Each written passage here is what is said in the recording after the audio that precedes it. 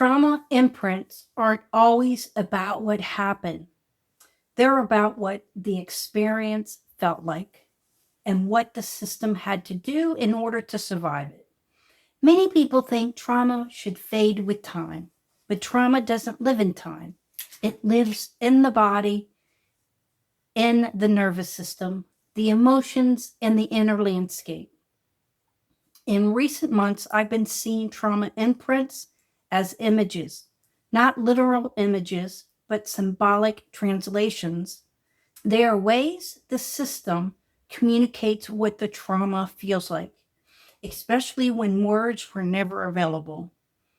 I might see a ball and chain around an ankle, wrists and ankles chained to a stone wall in a dungeon, hands tied behind the back. A little girl sitting at her desk in school when a nun strikes her hand for answering what the nun perceived as wrong. Someone being choked, something heavy pressing down on your chest, a pain gripping the neck. Sometimes the imprint shows in the heart itself, darkened, fractured, locked, weighted, or armored, similar to what we explored in the heart state teaching. These images are not memories replaying, they are translations, ways to put language to what the trauma still feels like inside. Hi, I'm Sheila, a certified stress management coach, here to help you stress less and find more emotional peace so you can move from emotional survival to emotional peace. Before we continue, let's take our 5-second breath. We're going to breathe in safety for 5. We're going to hold calm for 5.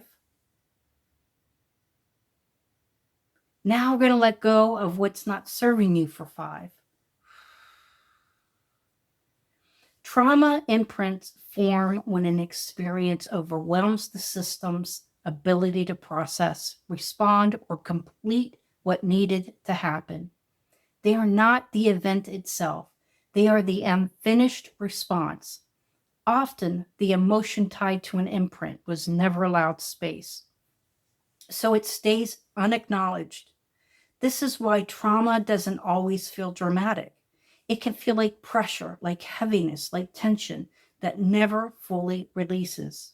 The mind repeating things such as that, like reactions that don't make sense. This understanding is supported by well-established work such as The Body Keeps the Score, which shows how trauma is stored in the nervous system and body, and Molecules of Emotion, which demonstrate how emotional experiences create lasting biochemical patterns throughout the whole body, not just in the brain.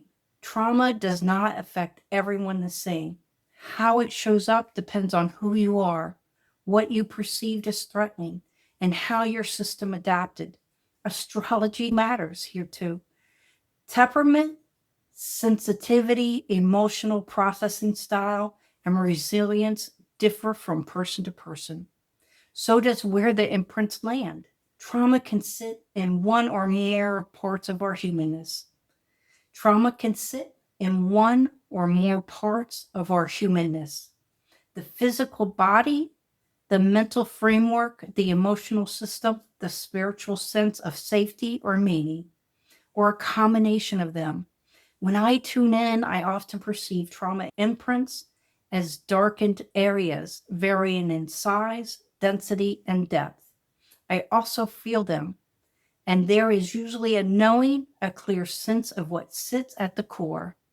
That's not new for me. I've always been drawn to core work. Years ago, I studied core transformations because I wanted to understand what sits underneath patterns. Today, that's simply how I work, by listening for what's at the core. Here are 3 ways trauma imprints commonly show up and how to work with them. First, trauma imprints often appear as body sensations rather than thoughts. Pain, tightness, pressure, fatigue, or restriction may show up without a clear story attached. Piece tip 1. Instead of asking why, ask where. Where do you feel it? What does it need right now? That shifts the system from analysis into awareness. Second, trauma imprints often repeat as emotional loops. You may notice the same emotional reactions surfacing: fear, anger, shutdown, grief, even when life circumstances change. Piece tip 2: notice the pattern without forcing change. Recognition alone reduces the system's need to hold the imprint so tightly. Third, trauma imprints often activate protectors like avoidance, overthinking, numbness, control, or exhaustion may appear right when healing or clarity begins. Piece tip 3: return to safety first.